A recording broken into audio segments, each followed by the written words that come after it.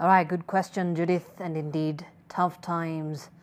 Well, the tourism industry in parts of the coast is struggling to stay afloat as the number of international visitors decrease. The sector, which is largely dependent on the local market, requires sober interventions to have some of the investors who are likely to quit business if the situation continues. Kevin Mutai has more. The sandy beaches of the Indian Ocean that attract the tides daily are not attracting as many tourists as expected for quite some time. Swimming in the ocean is always a breathtaking experience. Uganda being a landlocked country, I find Kenya, especially this place near the coast, different compared to back home.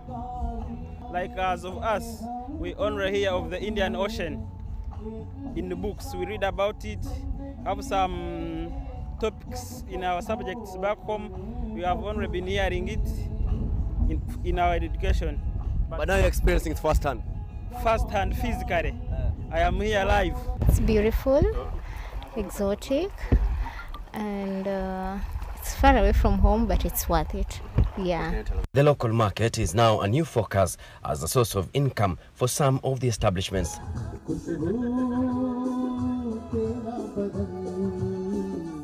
Every time locals travel, people like us, definitely is an economic activity. You'll find there's a fisherman who will sell something in the restaurant.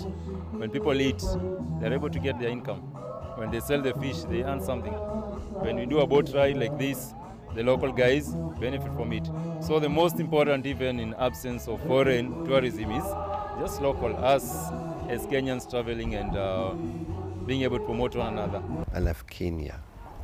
My heart is really in Kenya because I stay here now 4 years, and yes, I don't want to go back to Germany. Some stakeholders have even revised their prices lower to attract customers at Mabuhai restaurant. However, the owner says this has not been sufficient.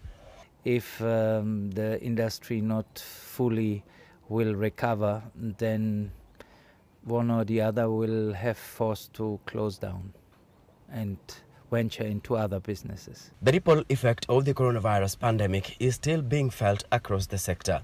We are really struggling because as far as possible, maybe 80% less customers and patrons since the outbreak of COVID-19. But they remain resilient, looking at all possible streams of income.